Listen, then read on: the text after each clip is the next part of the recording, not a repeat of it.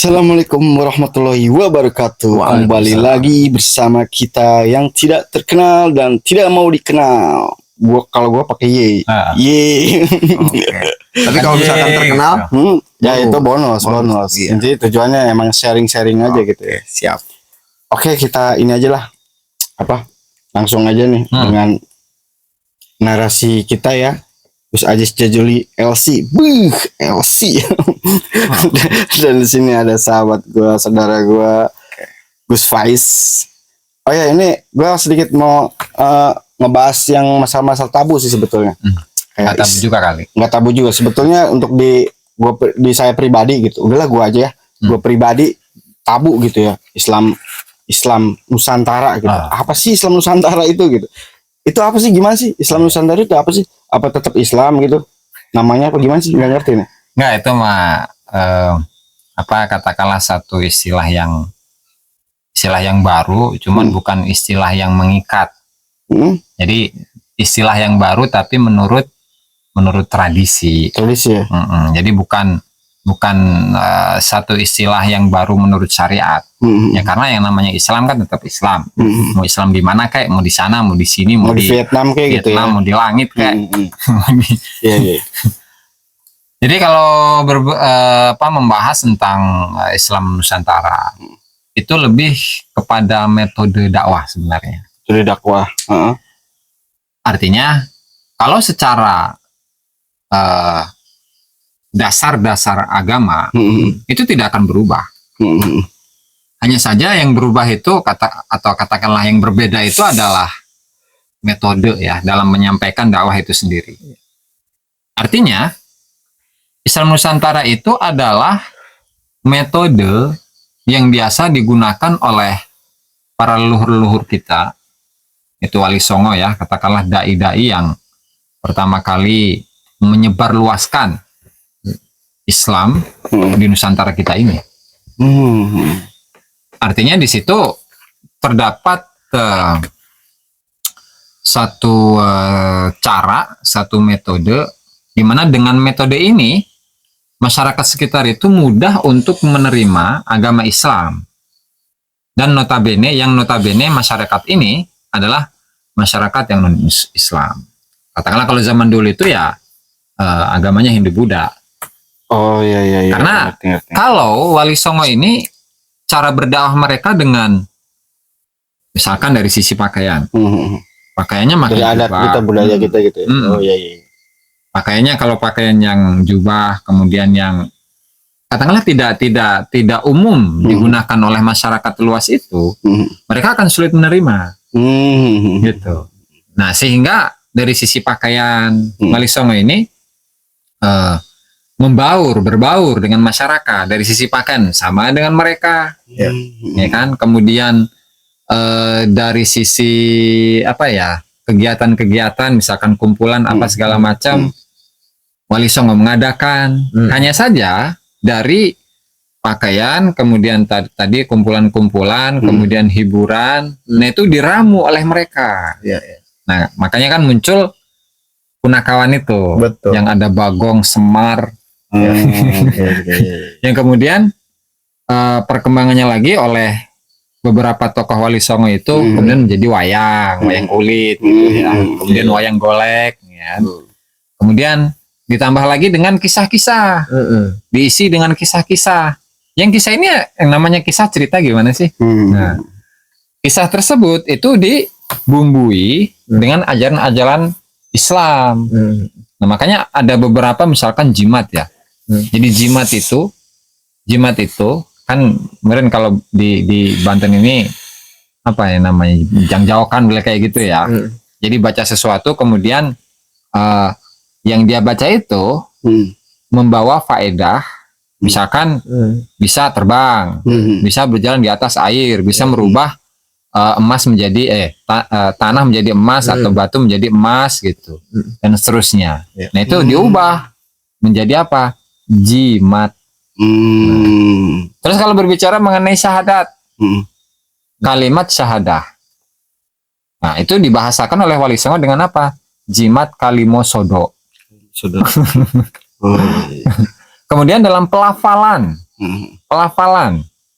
Kan kalau apa kita menginginkan satu atau pembacaan kalimat dengan fasih, yang namanya lisannya orang Nusantara ini kan nggak bisa seperti itu ya. Misalkan alhamdu mereka baca alhamdu. Alhamdulillahirabbil alamin mereka baca alhamdulillahirabbil ngalamin. Ya. Kemudian ketika membaca ya hayyu ya qayyum, ya kayyuku ya kayyumu. Dan seterusnya. Nah, itu adalah contoh-contoh dari Islam Nusantara. Oh, berarti kesimpulannya Islam tuh yang diserap ajarannya bukan budaya Arabnya gitu ya. Betul. Nah, untuk Islam ini kalau saya tabu sih kalau bagi saya karena emang proses belajar ya. Nah, kalau menurut Gus Ajis misalnya di Indonesia kan budaya berbeda-beda ya. Maksudnya banyak budaya lah. Tentang apa? Selamatan misalnya seorang nelayan ngebuang kepala kebo gitu. Nah itu tuh gimana tanggapannya itu? Kayak ruat-ruatan gitu. Itu tuh gimana? Apa ada yang menentang apa gimana gitu?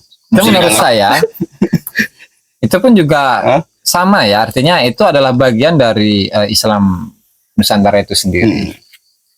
Artinya ada beberapa tradisi-tradisi yang dilakukan oleh masyarakat kita. Misalkan dalam katakanlah selamatan ya, ketika kita bangun rumah kemudian selamatan pakai apa itu bubur merah atau dengan ngasih apa kembang segala macam gitu ya, dan seterusnya. Atau kalau di kalangan nelayan itu ada apa istilah kemarin tuh? Ya buang lempar kepala kebo atau sapi di laut gitu ya. Ya, walhasil itu semua adalah kalau kita memandangnya dari sisi yang objektif. Itu semua bertujuan apa? Bertujuan untuk meminta kepada Allah. Dengan cara apa? Dengan cara bersedekah. Misalkan ketika kembang ini adalah hal yang katakanlah disukai oleh jin gitu ya. Artinya kita berdoa kepada Allah dengan adanya sesajen lah katakan itu ya, sesajen ini itu menjadi makanannya jin yang jahat, agar jin ini tidak mengganggu orang yang akan tinggal di dalam rumah itu. Atau misalkan sesajen itu ditaruh di sawah itu pun sama. Atau misalkan tadi membuang kepala kerbau ke laut. Kalau itu untuk ikan. Artinya dari semua itu yang bisa diambil satu pokok, satu intisari adalah kita itu bersedekah kepada makhluknya Allah Ta'ala. Jin kan makhluk Allah Ta'ala. Emang apa salahnya kita itu ngasih makan buat jin, dan dengan wasilah kita ngasih makan kepada jin meskipun berupa kembang, bunga, itu bisa menjadi wasilah terkabulnya doa kita. Ya, kembang atau apa, telur lah atau apa itulah ya, beras segala macam. Atau kalau di yang di laut misalkan kita ngasih kepala kebo di laut, kita buang di laut, itu kan ikan emang nggak makan daging. Artinya kita memberikan makan kepada karena itu adat istiadat ya. Betul. Ya kayak karena apa kayak tumpeng juga kan. Betul. Adat istiadat. Jadi lebih kepada pemaknaan secara umum tentang sedekah. Nah, sedekah gitu. Betul. Intinya tujuan tetap ke Allah ya. Tetap ke Allah. Iya. Nah kayak kalau kayak yang ini nih kan saya juga nggak ngerti kayak buhur, kok pakai buhur yang gitu tuh. Itu gimana itu tanggapan bisa di situ? Apa sih namanya? Iya. Wangi-wangian buhur gitu ya. Iya, kalau orang di non muslim itu dupa gitu. Iya, sebetulnya mah rangkaiannya juga sama kayak tadi. Itu sama aja apa prakteknya tradisi Jawa ya. Tapi kan tergantung pengaplikasi ini kemana gitu. Tujuan orang itu mengebakar dupa, menyan, itu gitu. Iya, kemana arah tujuannya? Atau ke setan atau ke apa pengen keuntungan yang kayak pengen pesugihan. Itu kan salah lagi. Itu yang disebut mungkin musyrik. Tapi kalau ranahnya itu yang tadi itu dikatakan sedekah sama makhluk Allah gitu kan, bisa menjadi wasilah kita terkabulnya doa, yaitu nggak perlu pakai dalil lah, gitu. Itu juga cukup. Menurut saya logis hal yang kayak gitu kan. Dan saya tambah lagi mungkin ya. Kalau pakai dupa atau wangian lah yang biasa dibakar gitu, buhur gitu. Ya orang yang awam taunya menyan yang gitu. Gitu ya. Padahal kembalinya bukan kemenyan sebenarnya, tapi sesuatu yang memiliki aroma yang wangi. Karena aroma yang wangi itu sangat disukai oleh malaikat. Bahkan sebagian keterangan ada keterangan bahwasannya makanannya malaikat itu ya aroma wangi. Nah, sehingga sama ketika kita membakar buhur atau dupa atau apalah yang berbau wangi, di samping kita ini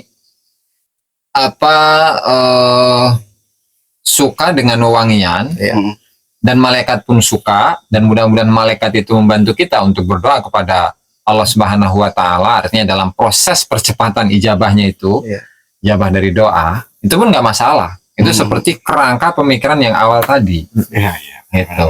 Artinya keumuman sedekah kita memberi makan malaikat. Betul. Gitu. Justru malah indah ya. Maksudnya dari kebudayaan kita tetap masih ada gitu ya. Nggak sampai luntur gitu ya. Betul. Ya jadi maksudnya Islamnya ya tetap Islam gitu. Islam. Dasar Islamnya sama. Cuman Islam yang ada di Nusantara mungkin gitu kali ya. Itu kan dari sudut pandang tradisi tadi, kebudayaan lah. Kalau untuk bab ini emang beneran saya pribadi ini yang pengen tahu banget. Sempet sih ditanya apa sih Islam Nusantara itu apa sih? Takut aliran baru gitu kan. Ya kayak kita yang misalnya ketika begitu ada yang meninggal, ada yang tahlilan. Nah itu di Islam sendiri juga kan ada kan yang nggak pakai yang gitu kan. Jadi ya sebetulnya intinya mah Islam beragam ya, beragam. Ya intinya Islam itu indah aja lah. Gitu ya. Dengan keragaman ya. Dengan keberagaman. Ya intinya mah kita jangan masuk kamar orang gitu ya. Maksudnya langsung ngejudge gitu ya. Iya kan gitu kan.